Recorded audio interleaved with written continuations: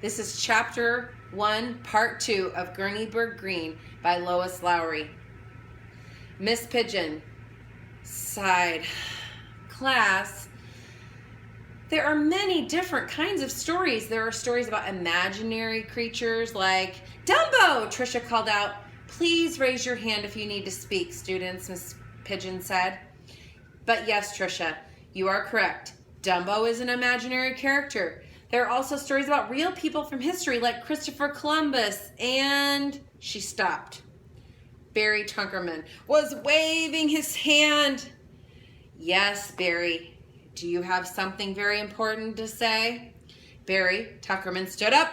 He twisted the bottom of his shirt around and around in his fingers. I forgot, he said at last. Well, sit back down then, Barry, because now I thought, class, that since Christopher Columbus's birthday is coming up soon, and she looked at Barry Tunkerman, whose hands were waving like a windmill again. Barry, she said. Barry Tuckerman stood up again. We already know all the stories about Christopher Columbus, he said. We want to hear a true story about Goone Bird Greene. Yes, Goone Bird Greene, the class shouted in unison. Mrs. Pigeon sighed. I'm afraid that I don't know many facts about Goone Bird Greene, she said, but I do know a lot of facts about Christopher Columbus.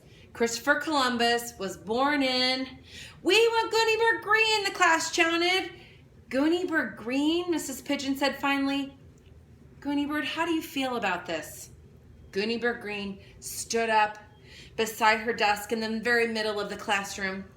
Can I tell a story? She asked. Can I be right smack in the middle of everything? Can I be the hero?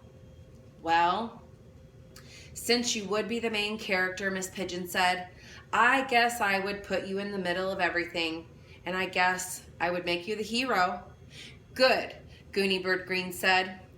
I will tell you an absolutely true story about me.